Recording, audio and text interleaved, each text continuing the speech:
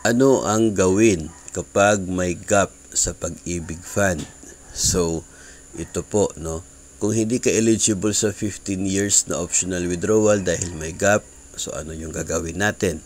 Unang-una, no, kapag nalaman mo through pag-ibig fund na mayroon gap doon sa contribution, ipapadetermine mo kung ano yung months na mayroong gap. Okay? So, ano yon? Yung mga buwan at taon na walang remittance doon sa pag-ibig fund. Alam po nila yan, makikita yan sa record nila.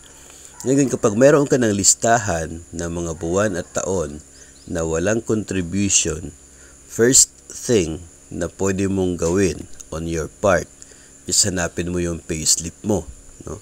Yung payslip mo, yun ang magiging sagot na pwede mong panlaban sa division at sa pag-ibig po.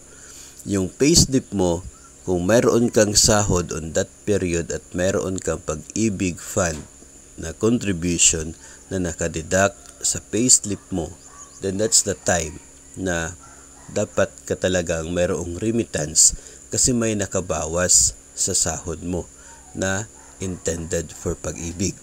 May cases kasi, especially for teachers, na may mga months na wala kang sahod. It could be true.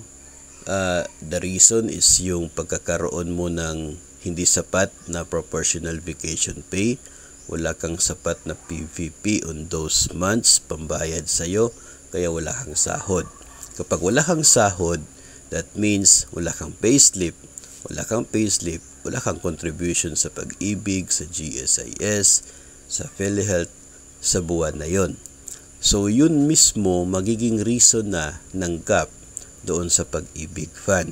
Kaya nga sinasabi ko po kanina na determine muna kung ano yung months at hanapin yung payslip. Kasi pag alam mo na yung month na yon, baka PVP period yon, bakasyon, kung mga noong nagdaang panahon, taon, baka April or May yung gap mo, then that is possible na PVP yung cost, especially kapag kakapasok mo lang sa DepEd o kaya ay sa agency mo, DepEd kung ganun po yung gap. So, kapag wala kang sahod, huwag ka na makipag-away. Talagang wala kang remittance doon sa pag-ibig fund at talagang gap yun. Dahil wala kang sahod, wala talagang remittance na napupunta doon.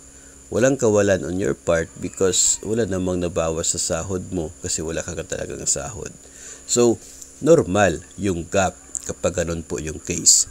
Pero kung mayroon kang payslip at nakikita mo doon na mayroon kang deduction, may sahod ka, may deduction for pag-ibig, tapos sa record nila gap doon, walang remittance.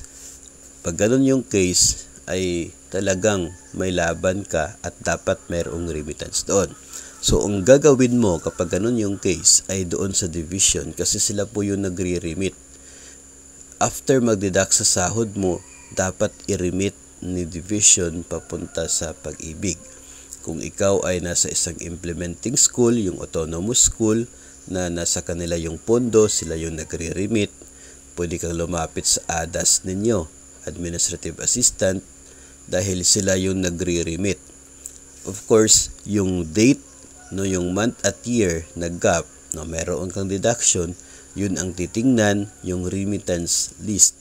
Listahan ng remittance, yung listahan ng mga pangalan na niremit nila yung contribution doon sa pag-ibig. In that case, dapat nandoon yung pangalan mo. Okay? Kasi may deduction ka sa sahod, so dapat nandoon yung pangalan mo. Kung nandoon yung pangalan mo sa listahan, then they will issue now pwedeng certification coming from them na kasali ka doon sa binayaran on this day. Ito yung OR number for this period. Ito yung kopya ng remittance list na nandoon yung pangalan mo. So, yun ang pwedeng gawin at i-present doon sa pag-ibig para makorek, ma-reconcile yung record at papasok na yung contribution doon sa gap. So, magiging eligible ka, no, kung ganun po.